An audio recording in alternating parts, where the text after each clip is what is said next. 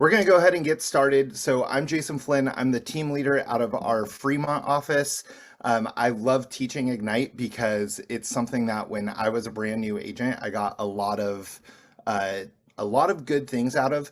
But then also Ignite has this kind of like stigma of, oh, it's for new agents, right? And you'll hear a lot of people say, I'm not going to take that. I'm experienced. I don't need this. But at least so far, I hope you guys have seen that this isn't necessarily about just being a new agent. It's about being a better agent, right? So we actually see that Ignite can kind of help people get up to 16 units or so, and so 16 units a year. So if you're doing less than that, this is a perfect place for you. If you're doing more than that, it's actually still a good place because there's a lot of foundational pieces that maybe you miss that we can then bring back into your business. That's only going to help us grow more and more. Especially, we see this market right now and say, oh, it's such a hot, crazy market. And it is, but is anyone else feeling like it's also a very difficult market to work in? Right? It's hard to get your offers accepted. It's hard to find sellers. Like it's kind of competitive in multiple different ways. So it can be kind of crazy. But I'm going to ask one thing of you. If you are able, like if you're not driving, or at least if you have clothes on, if you could turn cameras on, it's going to make this a lot better. Like, because I can kind of just run through the material and we'll just be, like it'd be the same as if you're watching a video. But I want to make this a little bit more interactive just because it makes it more fun, right? And so there's going to be a couple things through these slides where we're supposed to kind of break up and do some scripts and things like that. We're not going to do that, but we might interact kind of me and you guys directly about it because there's some limitations to working on Zoom, right? So let's go ahead and get started. So we know that this is basically what a successful agent does every day, right? You have to both work on growing your business and also work on running your business. Oh, actually, a quick side note. Do me a favor. If you have a question, you can go ahead and unmute, but if it starts getting crazy, let's just say drop your questions in the chat. I'm also really bad at watching the chat sometimes, so if someone can kind of ping me if there's a question in the chat. But I think we'll do pretty well here of just kind of interacting like a normal class. Okay, enough of the housekeeping part of it. So we always talk about there's two pieces of business. You need to both grow your business and run your business. And then today specifically, we're going to be talking about, we like to call it kind of the language of real estate, right? This is the words that we use, right? It's a scary word to say scripts and we'll talk about why people kind of avoid scripts, but what we're going to talk about today covers both growing your business and running your business and how to do both more efficiently. Okay, so when we talk about scripts or actually here's the agenda for the day. We're going to talk about the purpose of the scripts. We're going to talk about the benefit of using scripts, memorizing scripts, which is also really, let's change that word to internalizing your scripts.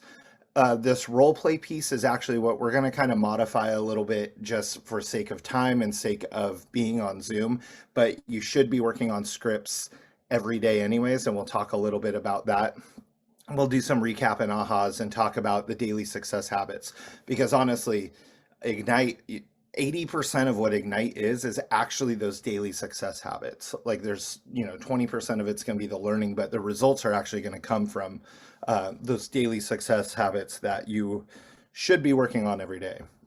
Just learning the material isn't going to be enough. All right, so the big picture about scripts, right? We covered a couple slides ago that it's going to cover so many different pieces of your business. And this is where I really, we get so ingrained into, oh, scripts are bad, right? Like, I don't want to sound scripted.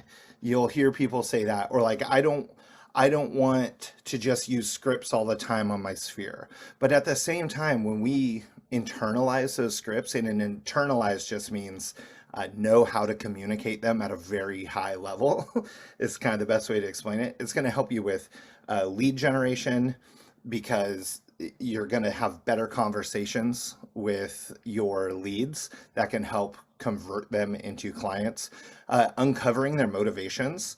We see this a lot with agents say, oh man, I've met this buyer at the open house and it's going to be amazing. And then 2 seconds later, that buyer's not ready to buy for a year or two. Or same with the seller.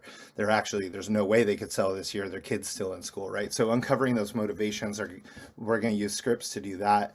Identifying objections. We'll also talk a little bit about the difference between an objection and a condition because they're very different things and they have different ways that we're going to respond with these scripts depending on what they are. Obviously, it's going to help you close deals. I would also say, instead of close deals, I would also say it's going to help you convert leads to clients, right? So we're always trying to move people down a funnel from a lead to a client I'm working with, to a client in contract, to a closing, to now what's a past client and how to get them back to the top of the funnel. Speaking in terms that the customer understands. Like if you're like me, do you ever run into problems where, you might run through, oh, well, the comps say blah, blah, blah, and the CMA, blah, blah, blah, and we're saying, DOM, we're throwing in all these terms that people don't understand, and scripts are actually going to help us use the terms that the customer will actually fully understand, not just us as agents when we're sitting in the office just talking to each other. And then also it's going to help you build confidence, right? Like I honestly, I haven't mastered a bunch of different real estate scripts, but the ones that I have gotten pretty good at, like I'll have agents in the office say like, how did, they'll come to me with like an objection that a buyer or seller has, and we'll kind of talk around a script around it. It's like, man, how do you know what to say? Like I've practiced and that practice has led to confidence, right? And so when you're more confident, that's what your clients are looking for. They want a confident agent. They don't want the person, I do say and like a lot, but they're not looking for the person that's stuttering through everything they're saying. They would much rather have that confident agent working with them. So look at these, and this is kind of where we talk about scripts, right? Of saying, like, I don't want to sound salesy, I don't want to sound scripted. Have you ever gone to a store, and you can either unmute and answer or you can drop it in the chat? Have you ever run into these scripts in life? Like, not even in real estate, we're talking about just in life, right? It's like, did you find everything you were looking for? Right? Like all these, honestly, I can tell you right now, all of these are set at Best Buy, right? Like, did you find everything you were looking for? Go ahead, look around, let me know if I can help you. I see you admiring that big screen TV, right? Like we might not ever say that in real estate, but you walk into Best Buy and you're going to hear these things. We use the example a lot with Nordstrom's, right? Like you walk into a Nordstrom's and Nordstrom's staff are on commission based, right? I think they're also salaried, but they have a commission structure. So they come up to you and say, can I help you, can I help you find anything? And you say, no, instantly. Nope, I know what I'm looking for. Then you go find what you're looking for. You can't find it, so then you need their help. They have these scripts, right? They've internalized these scripts to know how to better communicate with you in order to get the sale, because that's going to increase their income, just like this. Is there anything else you guys have ever run across that felt, maybe didn't feel like a script, but now you kind of realize it was a script? And we're talking not in real estate.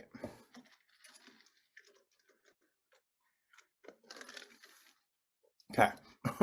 I have actually Well, another Jason, example. Yeah, go ahead. I'll just say that this is really simple, but I think you hear it if you ever go to Chick-fil-A. They Yeah, have a definite strips that they have there, and they always end with my pleasure. They never say thank you. They always say my pleasure. It's there really you go. cool. Yeah, and I mean Chick-fil-A, like for one, if you ever want if you're in Keller Williams and you ever want to build your downline, like I think Chick-fil-A people would probably make awesome agents because they're super energetic, they're super friendly, like those are the people you want to talk to. And they have this reputation for just being happy. And I think that's a good point that a part of it is scripts. Right. My wife, before she was our MCA in our office, she was a nurse, and they ran into a problem at the hospital where they were essentially getting, almost think of it as like unsatisfactory ratings from patients. And they started, she kind of took she saw what I was doing in real estate with scripts and kind of twisted that into the nursing world, where then they had a script. Every time they walked in, they had to make sure they answered like these 5 questions, or they had to ask, they started with this, and then they moved to this, and they moved to this, and they moved to this. And that helped the patients have better communication with their nurses and et cetera. And so everybody uses scripts. We just don't want them to sound like scripts, right? Because that's what'll scare someone away. Yeah, Pratik had said in mostly retail. Yeah, retail, again, people in retail are salespeople. It's just different than our kind of sales, right? But they're still trying to sell the product in the store, kind of like open house, I guess. um, let's see. So, oh, whoops. Okay, so removing your limiting beliefs. So I kind of already answered one for you about limiting beliefs being I will sound scripted. Like if I use a script, I will sound scripted. And I'll tell you right now, that's actually why we practice them, and going back to that term internalizing, right? And so at first, we will absolutely sound clunky and scripted using scripts. So would you rather sound clunky and scripted to a role play partner, like to another agent in your office, or just a friend on the phone, or even Tom Ferry likes to use the example of talk to your cat? Like, would you rather feel scripted and clunky to the cat, or would you rather feel clunky and scripted to your buyer or your seller? Right. Like, and this is kind of why we're using scripts and role play now in practice, is so that when we internalize it, it no longer sounds scripted by the time we get there. And then when we have our role play partner help us with common objections, because most people probably only have, there's probably only between 5 and 10 total objections that 80 or 90% of buyers or sellers are going to have. So we can kind of already know what they're going to say. So then we can kind of reverse that on people, if you will. But we want to practice that ahead of time. So that's one limiting belief. Does anyone else have any limiting beliefs about scripts, or using scripts, memorizing scripts, anything like that?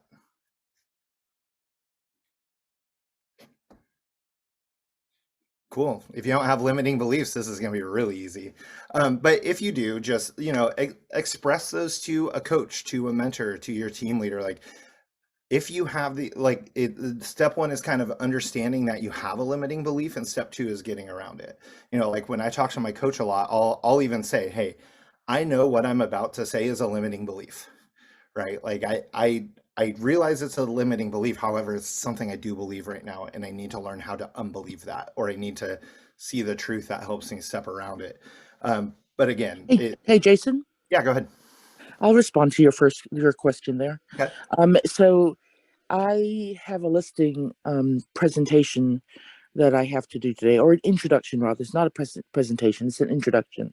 And I was given this lead, or I was referred to this person, and I am in my head. I'm thinking there's the first thing that I thought was, oh, I got this, and then second thing I thought was, oh man, I'm not sure if I'm going to be able to do this. And even though I've been in business for 7 years, it's somebody I don't know. 90% of my business is referral based. Good. And this one is coming as a referral from somebody I don't know from a KW down south. And they referred me to a potential listing / buyer.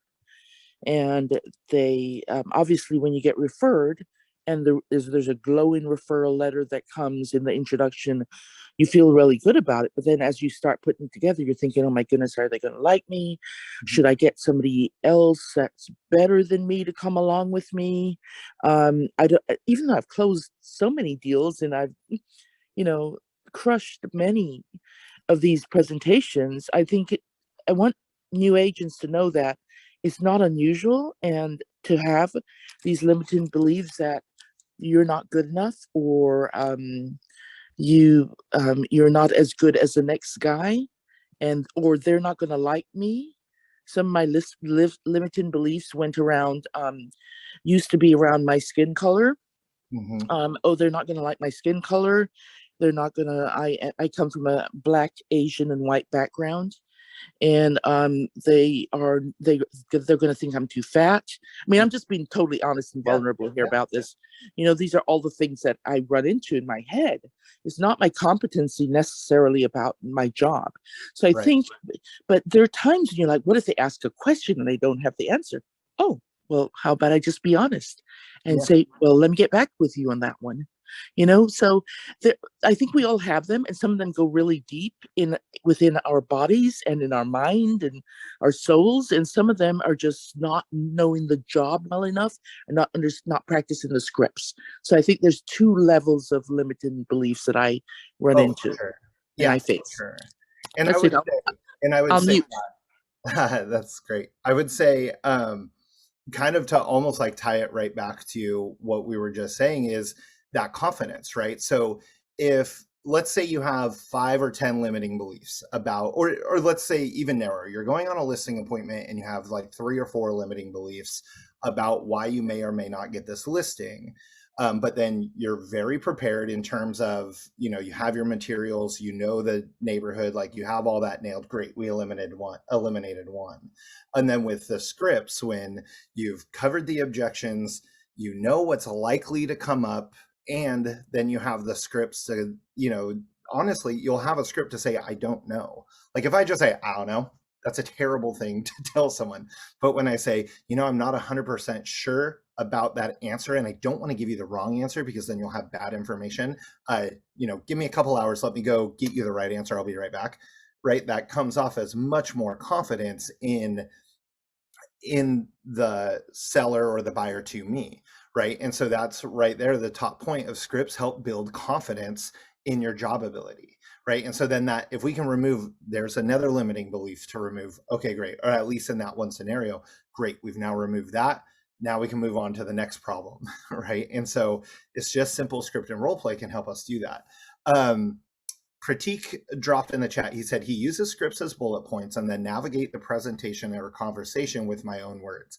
That's actually something I should have explained at the beginning. That is internalizing, right? And so in your Ignite toolkit, you should have a script book. And I guarantee if you haven't looked at it yet, you're going to look at the scripts and you're going to see one and you're going to say, I would never say this. It doesn't sound like me. And it's like, yes, I get it. It doesn't sound like you because you did not write that script. The person that wrote that script is a professional neuro-linguistic programming specialist that put specific words in there because they know scientifically it's going to help break through some barriers. At the same time, if you say those exact words with the inflection that they do and it's not you, that doesn't build confidence between the client and you. So the internalization is exactly what Pratik is saying, is like then navigating through it, but using those bullet points, right? So we memorize the script verbatim first, and we'll kind of talk about how to do the scripts in a little bit, but you're going to internalize it first, and then you get to add some flavor, right? But at first, like, don't be afraid to actually sound like that robot just while you learn the words. Other benefits of scripts, they allow you to stay focused on the conversation and in the present moment, right? So another way to think about this, and let's actually combine number 2 and number 3. Number 3 is allows for consistency in what is said and actions that agents take. So if I have a script, let's say I have a listing presentation, we're going to kind of focus on the idea of a listing presentation for a while, okay? So if I have a listing presentation that I need to go from discovering about the seller, discovering what their objections and conditions are, discovering what their motivation is, and eventually getting them to sign, I need scripts all along the way. And those are different things. And, kind of like if you think of a flow chart where if they say this, then this, if they say this, then this, right? I have all these different things that are going to help me move that conversation into, great, list with me, right? It's time to list with me. It's time to sell your house. It's time to sign the contract, right? And it all, when we have these scripts down, we can actually shape the conversation instead of, has anyone ever gone on an appointment with a buyer or a seller, or even someone in your sphere where they wanted to get coffee and you said, okay, in your mind, you're like, they want to get coffee, but I know they need to sell this house. So that's what we're going to talk about. Then the whole time, all they talked about was their dog and their kids and what's going on in their life. And you spent the whole hour, you never got around to real estate because you couldn't guide the conversation. Now, sometimes you just want to go ahead and talk about real estate or talk about their dog and their kids. That's great rapport building. But if you don't have the scripts and can't guide that conversation, you could end up wasting time, especially with clients that are high eyes that just want to talk, right? Like they're very conversational. So all these things, and I really like that bottom piece about this allows for consistency in what is said and actions that agents take. So if we're using the same patterns, if I go to the seller and I have the same conversation with 5 different sellers, and then I change a piece of that conversation with the next 5 sellers, I can tell what's working and what isn't working in this market because things are always changing. And you can't do that unless, one, you're talking to enough buyers or sellers. And then also, if you're not using scripts and you're always just kind of gunning it or shooting from the hip. Make sense? Hey, Jason. Yeah. To answer your previous question, this is Tara, about limiting beliefs. Something that I kind of, I guess, struggle with scripts is most of the scripts are like word for word reciting, right? I mean, like you said, that's how they're written out, but we internalize them. So something that I struggle with as far as limiting beliefs is that when it's written like that, it can become very overwhelming to take in the whole script when it's like fully written out for you versus like what was shared in the chat as bullet points where you're kind of making sure you hit the destinations you want to hit in the conversation. So I guess for me, when I focus so much on the full dialogue, the full script, I feel like I'm focusing and thinking too much about the script versus like balancing, listening to what they have to say and tailoring the conversation and dialogue to them and their needs. So I guess that takes some conversation intelligence. It takes listening. How to tailor that script. So I don't want to, like, for me, I get worried about focusing and getting caught up too much in the script. And that's where I would say focus and get caught up in the script just in practice, right? So like when we're doing the script practices, like today, after this, when you have your script practice time later on, literally like try that, like everyone try this today as a test and see what it is. Read through the script to your script partner verbatim, whereas, hello, my name is Jason, like whatever, like I don't care how bad it sounds, just get through the whole script like that. And again, you're practicing on someone else, because then there might be little pieces of it that you pull out and say, oh, I actually do like this part that they said. I mean, honestly, like what I just did with the Ignite material, right there, where I said, actually, I really like that bottom piece about it allows for consistency, right? It's like we kind of pull out little pieces and we pin mark them in our head of, oh, that's actually a really good point, right? So, but yeah, I would say to your point of if we only went in with a script and then they're going to respond with something, and if we just go and go to the next part of the script, we're losing that confidence again, right? Like we're losing the piece that says, oh, I'm a human, I'm going to communicate with you. And to your other point, listening to what their answers are to our scripts is critically important, right? Because it's almost like we can't uncover their motivation. We can't uncover their objections or their conditions without listening to the answer. If I'm just sitting there trying to listen for, I'm listening for, is he ready to sell? When's he going to sell? What's he want to do? If I'm only listening for that, I'm going to dig myself in trouble. Like Pratik says, for his last listing presentation, which he got signed, by the way, I'll say, he wrote the talking points on a paper, kept the paper in front of me on the dining table, right in front of the seller. I think that's a great idea, right? And like, honestly, within team leaders, our scripts are a lot around consulting and recruiting, right? We actually have a page that it doesn't look like a script. It's just a questionnaire, but that's a script, right? The questionnaire where I'm sitting there saying, oh, tell me about yourself. I actually care. I want to know, but if I don't have those points in front of me, sometimes I'll forget because I'm a high D and I kind of move on away from the personal stuff, right? Or if I forget to ask what their goal was or what their volume was last year, or so if you're working with a seller and you forget to ask, what's important to you about getting the house on the market in June, you might miss a major opportunity for them to actually list the house in March because maybe they want to sell it in June. So having those questions in front of you, especially if you kind of make it look like a questionnaire, doesn't matter at all, right? Like they're just going to see it as you're prepared and professional. I think maybe someone won't like it. That's on them. All right, so um, we've already talked about like why we would use scripts.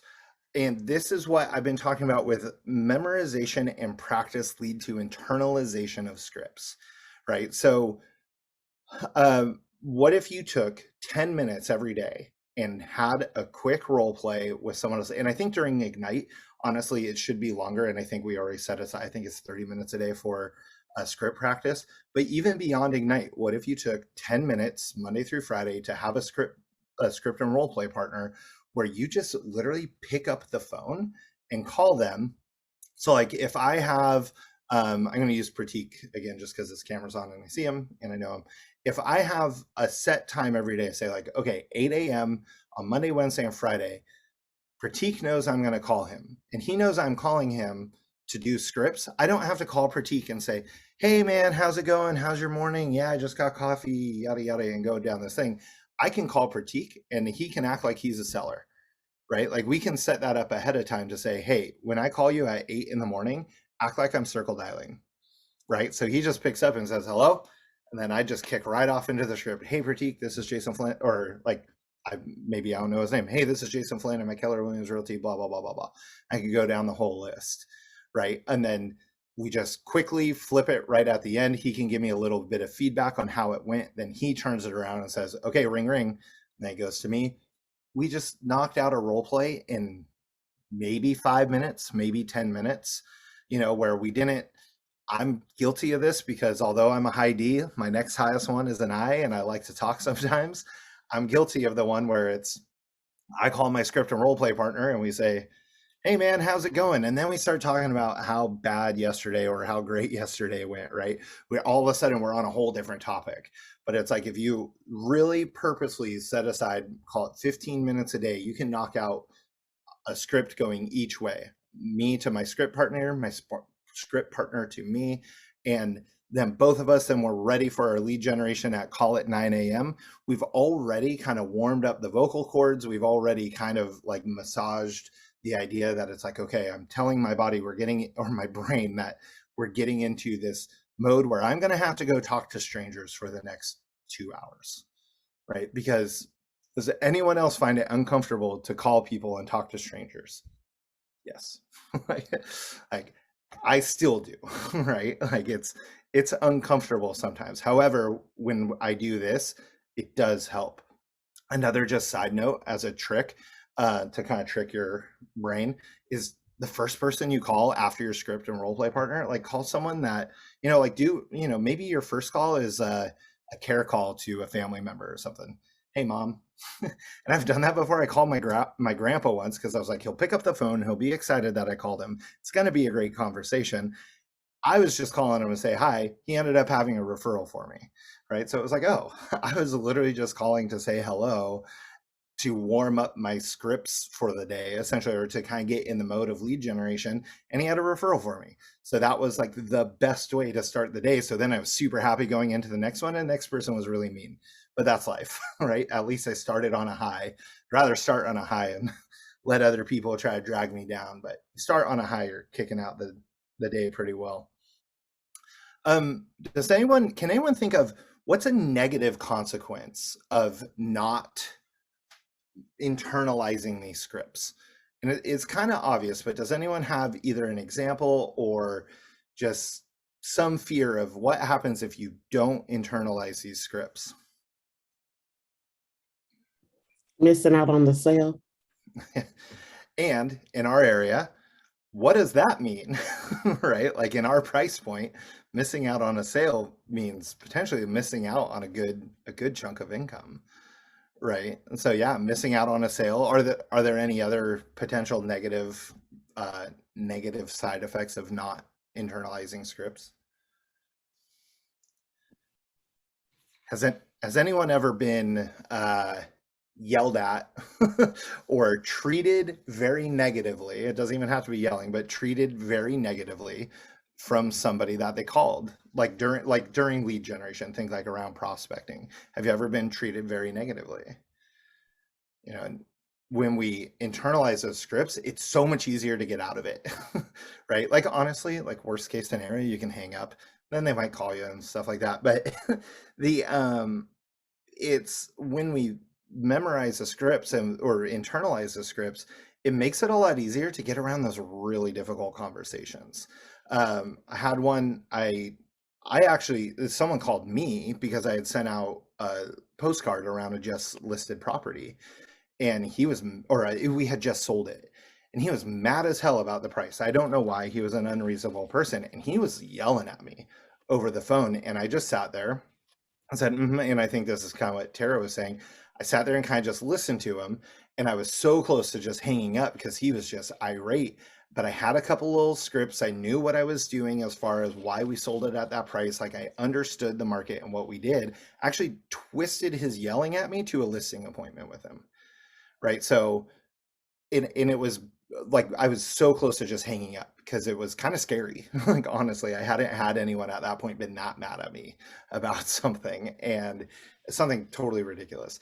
But it was kind of understanding where I just want to sit there and say, okay, well, I'm sorry you feel that way. However, or not however, but, kind of drawing out a little bit more. Why are you upset about this? And my agents that are on here from my office know I talk about this a lot. Ask one more question, right?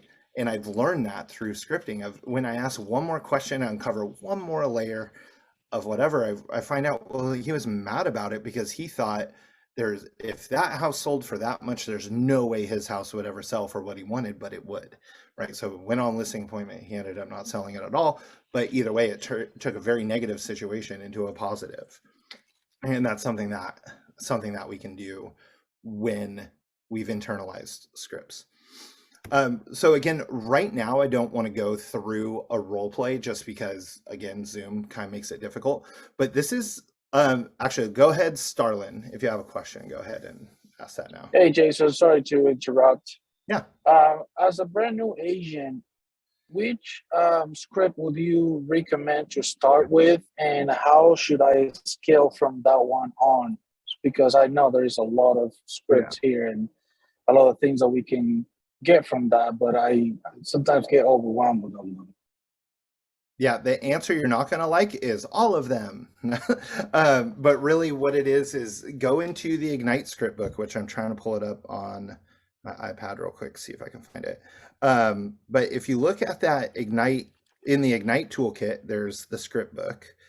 In that script book, I would kind of just start at the beginning of it, and then kind of figure out, actually, you know what? I'm going to take that back. I would shape it around what are you doing? And the number one thing that I think people need to be working on is their sphere first, right? If you're a new agent and you haven't fully engaged with your sphere about the fact that you're in real estate, start there. That script is barely even a script. It's simply I was just checking in to see how things were going, right? And we have different models. Like it's called the Ford model. There's Ford and Frog.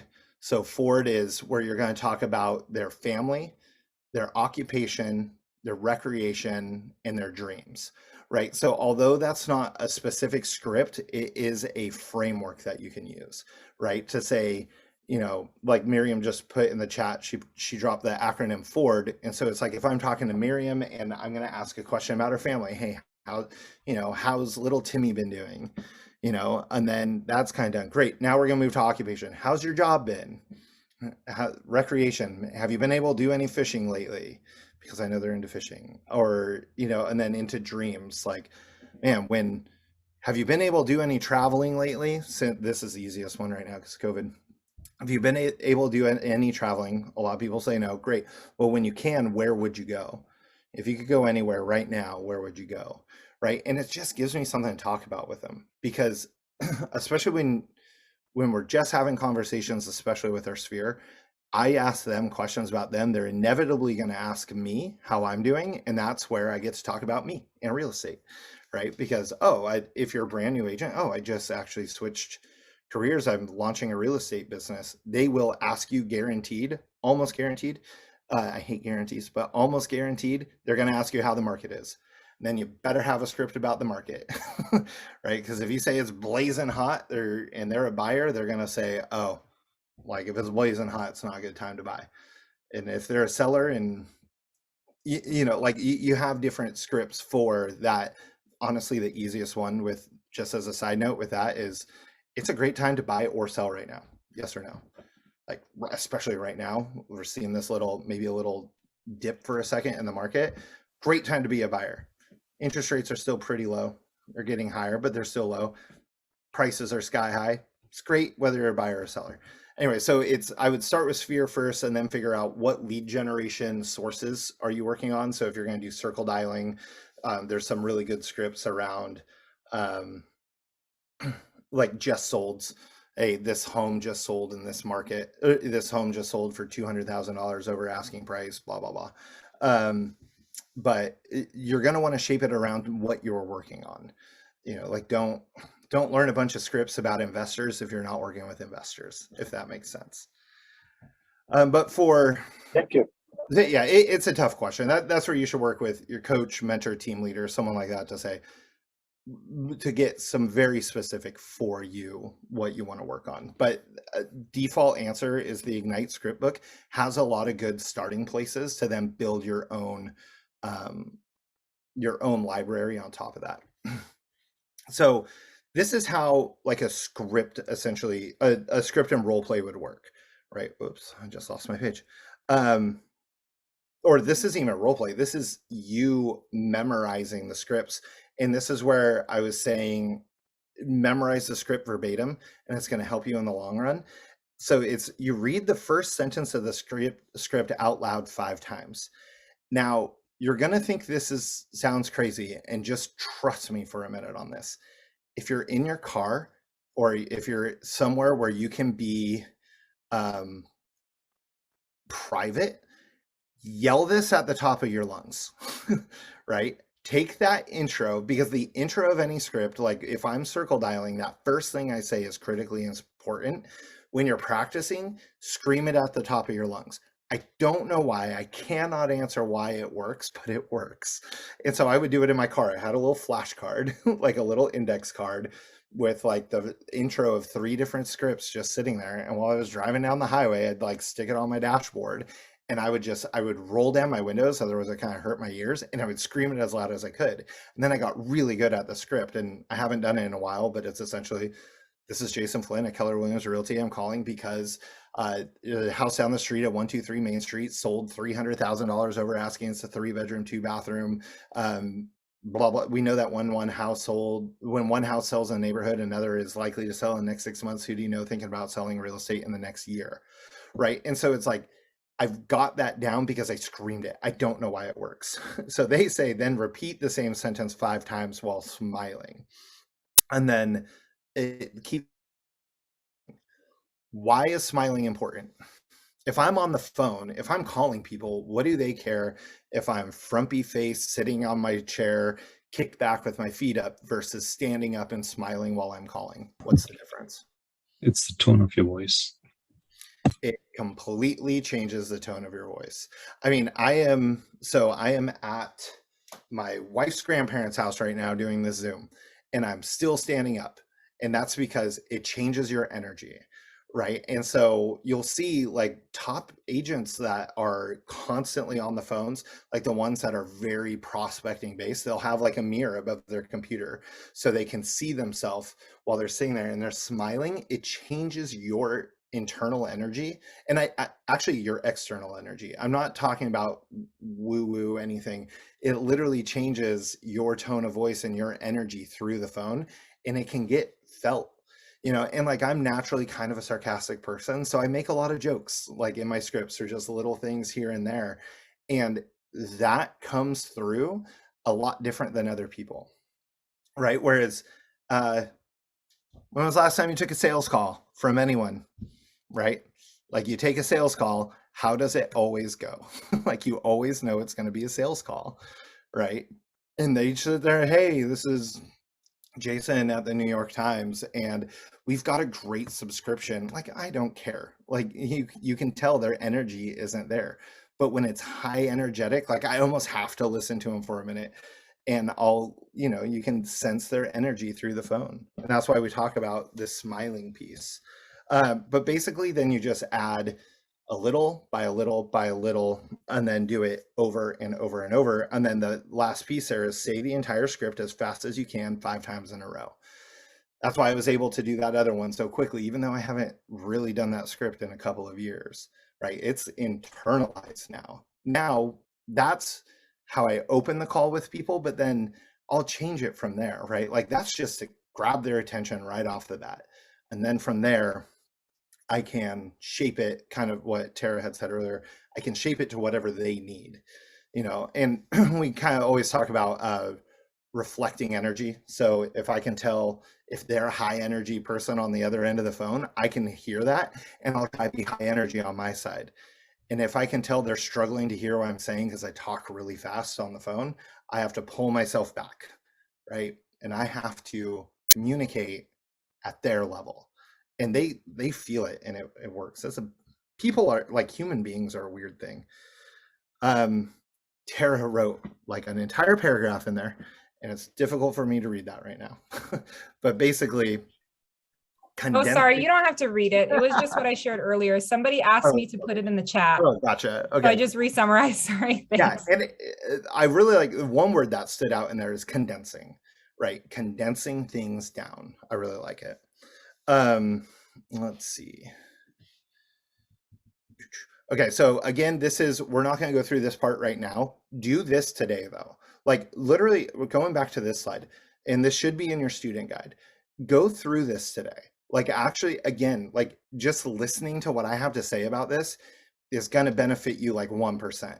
But listening what we have to say and then actually putting it into action is going to go uncalculably, well, it's a big word. It's going to go much farther than you can imagine. And you'll even hear like, you'll go talk to a top agent and they'll say, I don't use scripts, but they're full of crap. They use scripts, right? Like they're just not doing scripts the way that you're learning right now. But at some point they learned how to do it. Same with, you'll hear some top agent, I don't lead generate. All I do is talk to my friends and family and past clients and vendors and people at the open house. You know, it's like, well, guess what? That's lead generation. It's just done different when you're at a really high level. At some point, all those top agents had to do these things, whether or not they realized it. And if they didn't, they got to where they are slower than you'll be able to get there when you're actually using these. So that's what I'm saying. So actually have a partner.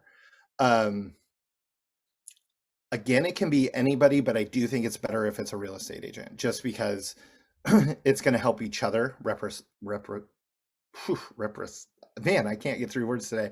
It's going to help you both, for one, and then also you'll learn the objections and you'll help each other out, right? Like, because if I go through like a listing presentation with Pratik, I happen to know 4 or 5 of the objections that sellers in our market might have. I can throw those at him and he can say, then he can try to work around them.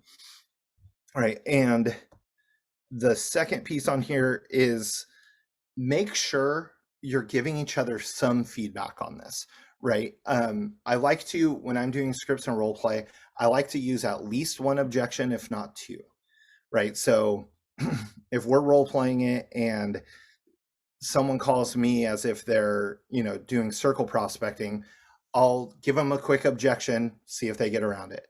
Then we'll continue on. Then I'll maybe do a second objection. I don't want to go over the top hard, and I don't want to go easy either. Now, at the very beginning, you might want to go super easy just because it helps you get through the scripts.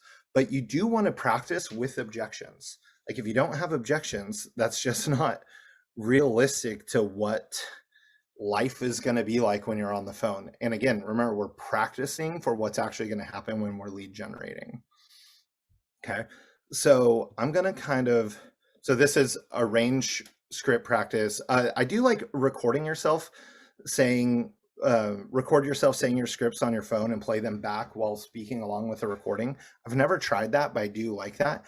You could take that step further and say, you can actually like log into Zoom, start your own meeting and record your own meeting, and you can sit there and talk to yourself and then see it later, right? Which is super awkward sometimes, but it'll get you more comfortable on video, which I think, side note, I think is going to be very important in life going forward, is just being comfortable on video.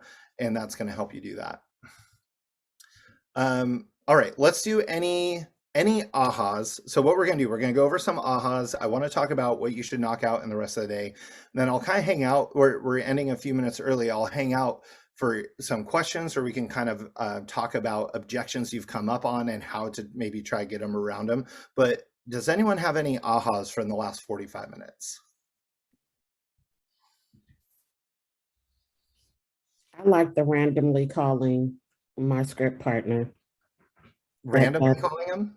I mean, not random calling them, but as you said, for my script partner to know that I'll be calling and not to answer personally, allow me to do my script.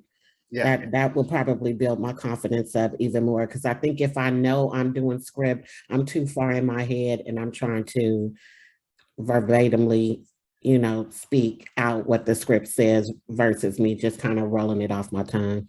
If there's one piece of advice anyone could ever get, it's get out of your head.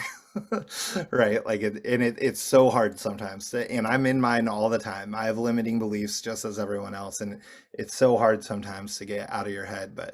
And the other good thing about when you do your scripts that way is it's going to make it very short and very succinct, right? Like it's just, hey, we're to the point. There's a book called Always Make Your Bed by, I forget, maybe Stanley McChrystal, some big military general. And he talks about how making your bed in the morning means you've accomplished something and it does something in your brain, right? To say, I'm a productive person because I made my bed. And then you could kind of think of that with these 10, 15-minute script practices of I've already knocked out one big thing for the day that is going to help me achieve a lot more in my business. And it's done 15 minutes first thing in the morning, right? So there's a psychological, maybe a physiological piece behind that. Any other? I like the idea of after script practice to start like lead generating. That way, like you said, like you're already in the moment and it's already in your head and you've already rehearsed it. So it should like flow a lot easier than to like if you're just starting at the beginning, and not having practice. So that's what I took from it. Thank you. Yeah, and I'd even say, we talked about the idea of it. Hopefully everybody knows about, like, unless you're either newer to the company or you just haven't gotten to this part yet, we talk about the DTD2 system of calling your sphere, right? Which is just, it's a system we have about who to reach out to when. And it's kind of like if like every time I load up my DTD2 list, I have like 20 people that week I need to contact. And if I spread that out across a week to say, okay, I'm going to do my script and role play with my partner for like 15 minutes. Then the first 5 people I'm calling are my sphere. That's going to, again, like, okay, I knocked out talking to my friends. Okay, now I'm going to go knock out talking to my new leads, go get, 5 follow-up contacts and 15 new contacts. You now did 20 contacts for the day, plus script practice. You're done within about 2.5 hours total. And that's all just going to compound. It's the compound effect of do that a little bit every day. And the tough part for people is doing it every day for 52 weeks or every business day for 52 weeks. It gets tough, but that's where you're really going to see the success grow. Any other ahas? Okay. Whoops. So the success habits. I'm not going to sit here and ask you if you've done these, but what I'm going to say is do these, right? Like do these every day, because again, just listening, and even if you got a couple good takeaways from this, it doesn't matter if you're not doing the things. And like we talk about this, like with Keller Williams Mega Camp and Family Reunion, or any of the classes that we host, we always talk about it can be great to go to the classes and you feel energetic after, especially in a group setting. There's something psychological about it. But if you're not putting stuff in action, it doesn't matter. And so this right here, where we do our 10 contacts added to the database, 10 conversations, 10 handwritten notes, and 10 home previews a week. Like this isn't, so the first 3 are daily, and the last one is 10 home previews in the entire week. It's going to build you a better foundation in your business, right? Like just plain and simple. It's, you know, we kind of talk about the other course being KW Bold, right? Where it's 20 contacts a day, so 100 contacts in a week. Yeah, there's a lot you get out of Bold of being in a group. There's a lot you get out of, there's just a lot of good education material in it. But really, the thing that helps people blow their business up during Bold is the fact that they're held accountable in their group to making their contacts. It all just comes back to how many people are you talking to in a week, and then adding them, adding your contacts to your database is just going to help you keep in touch with those people longer. And all these conversations you're having, absolutely log them in your database. I have an agent yesterday that followed up with, he has been following up with a lead since I think November, and the guy has never gotten back to him. And now we're in May. He finally responded to him, and the agent said, he goes, man, I wish I would have made more notes about how many contacts attempts that took, because he, in 6 months, the guy has never responded to him. All of a sudden he did. He's like, I don't even know who you are. It was an internet lead. And the guy's like, I don't know who you are. He explained who he is. He explained, you know, you registered on our Facebook page. I've been trying to call you for 6 months and you haven't picked up. Now the guy's actually a really good lead in his database. So even making those little notes in your database is critically important when you go back later to try to go through the conversation. Like, I'll have people call me out of the blue. Hey, you know, hey, we talked like 2 years ago about buying a house. Like, crap, I don't know.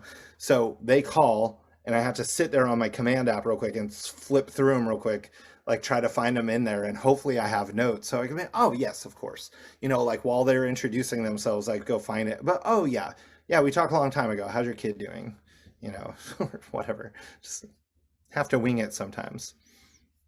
Miriam says, besides a thank you note, what other note would you handwrite to a client that you don't have a relationship with? Oh, I don't have it here because I'm not in my office. There is a lot of attention right now around the idea of what's called a golden letter, right? And a golden letter, there's a few different ways to do it, but it's essentially mailing people and saying the market is crazy. We need more sellers. Right. And there's specific wording that you can use to help that. But I have a friend that recently did a massive amount of handwritten letters and now has something like over 100 seller leads. I mean, we're talking like over 1,000 handwritten letters, and they're just like normal note card, like they look like normal notes, but it's all hand addressed, handwritten letter, and got so many people coming back saying that, like, yes, they're curious what does he know about the market. They want to know what their home's worth, things like that. So, you know, like, just some people are going to respond to letters and some people aren't. So it's kind of one more additional touch, because then you'll have email, you have phone, you'll have handwritten notes. I would kind of just focus on, hey, this market is still a great time to, if you're considering selling your house in the next year, please call me. We need to talk about why your Zillow estimate is wrong, right? Or something like that. Just some sort of thing. It's just another hook. Throw a business card in there, send it off, right? Like, if you have their information. But honestly, don't worry so much about exactly what you're saying versus the fact that you're writing the note at all.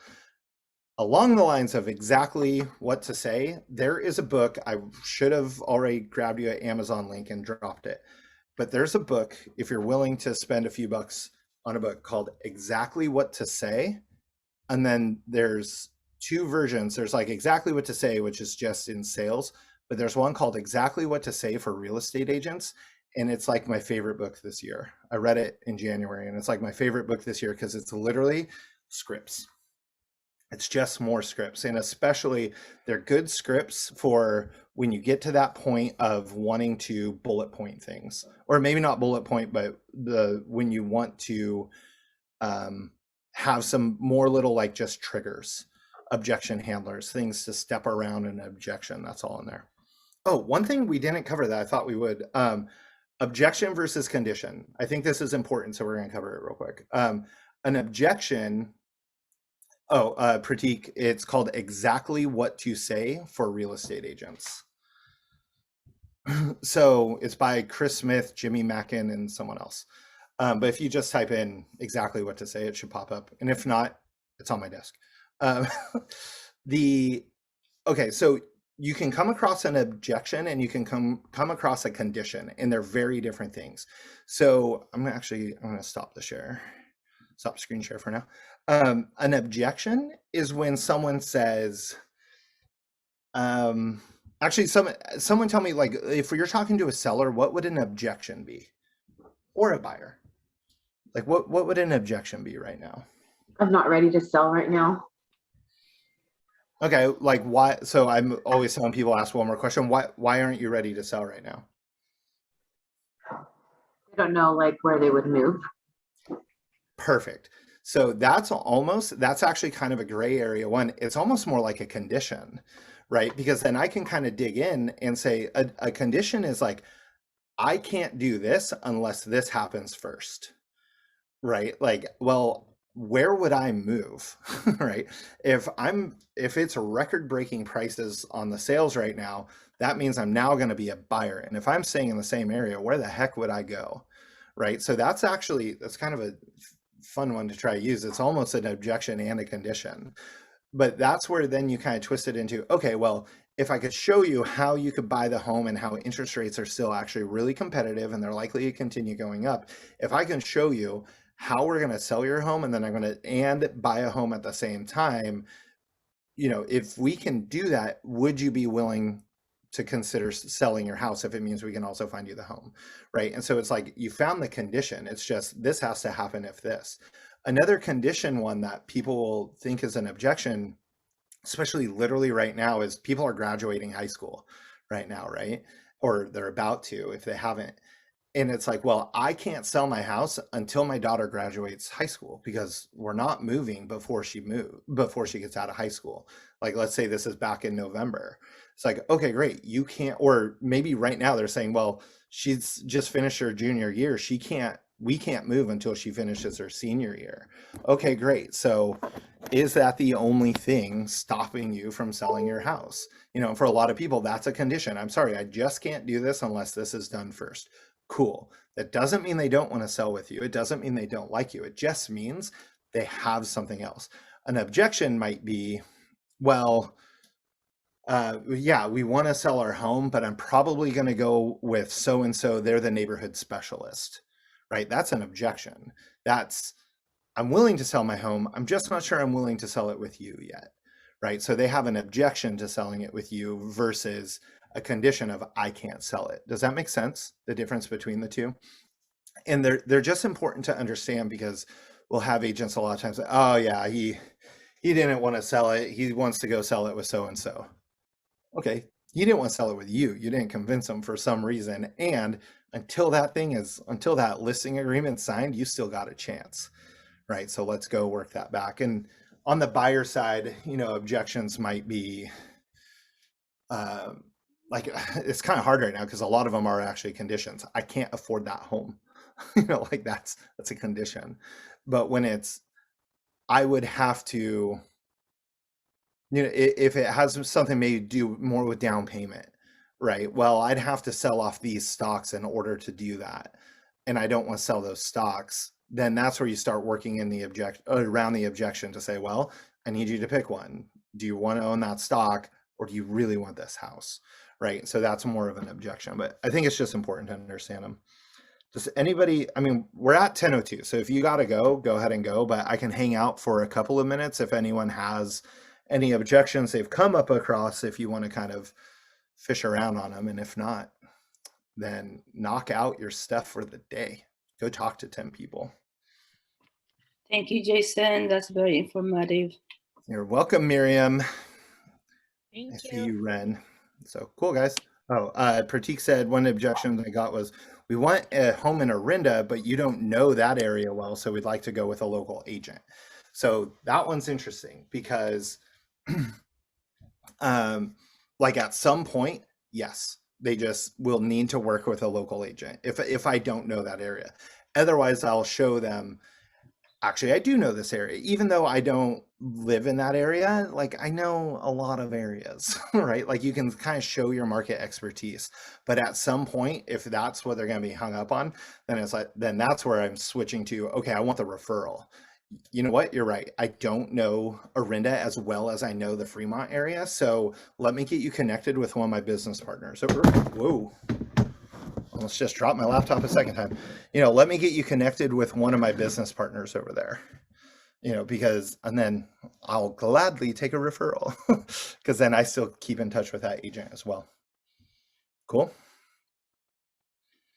All right, guys. Well, thank you for joining. Remember, tomorrow's Cinco de Mayo.